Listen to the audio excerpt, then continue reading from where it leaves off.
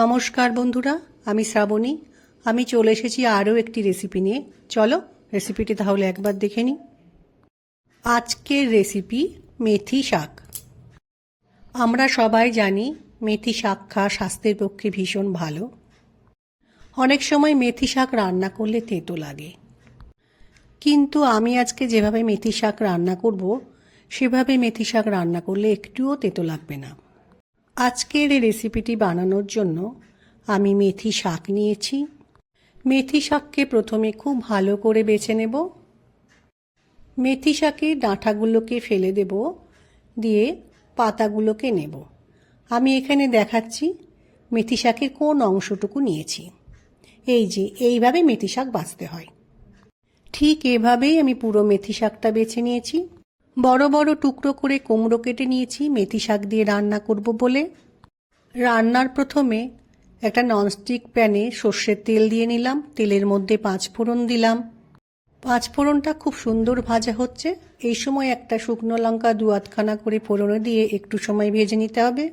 ফোড়নটা খুব ভালোভাবে ভাজা হয়ে গেছে। এই সময় আমি কেটে রাখা কুমড়ো তেলের মধ্যে দিয়ে একটু সময় ভেজে নেব।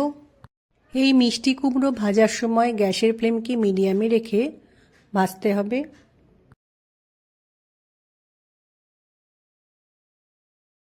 মিষ্টি কুমড়ো কিছুটা ভাজা হয়ে গেছে। এই সময় আমি মিষ্টি কুমড়োর মধ্যে একটু নুন দিলাম, অল্প একটু হলুদ গুঁড়ো দিলাম। নুন ও হলুদ গুঁড়ো মিষ্টি কুমড়োতে ভালো করে মিশিয়ে নিয়ে আর একটু সময় ভেজে নেব।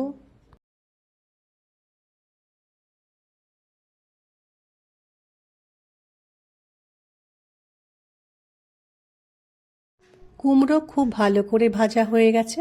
এই সময় আমি বেছে রাখা মেথি শাক কুমড়োর মধ্যে দিয়ে খুব ভালো করে একবার মিশিয়ে নেব। এই সময়ে গ্যাসের ফ্লেমটা লো করে রান্নাটা করতে হবে। তোমরা চাইলে তোমাদের পছন্দ মতো সবজি এর মধ্যে দিতে পারো।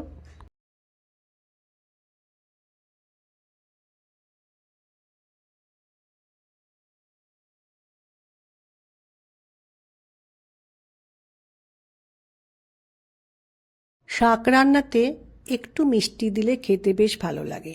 এই জন্য আমি শাকের মধ্যে অল্প পরিমাণ চিনি দিয়ে খুব ভালো করে একবার মিশিয়ে নেব। রান্নাটা প্রায় হয়ে এসছে, তবু আমি একবার শাকটা ঢেকে দিলাম, তাহলে শাকটা খুব ভালোভাবে সেদ্ধ হয়ে যাবে। মেথি শাক ও কুমড়ো দুটোই ভালোভাবে সেদ্ধ হয়ে গেছে। মিষ্টি কুমড়ো দিয়ে মেথি শাকের রান্নাটা আমার হয়ে গেছে। যারা শাক খেতে ভালোবাসে তাদের ভাতের প্রথম পাতে এরকম একটা শাক রান্না খেতে কিন্তু বেশ ভালো লাগবে। আশা রাখছি আজকের রেসিপিটি তোমাদের পছন্দ হয়েছে। আমার রেসিপিটি ভালো লাগলে লাইক, শেয়ার ও সাবস্ক্রাইব করো। ভিডিওটি দেখার জন্য ধন্যবাদ।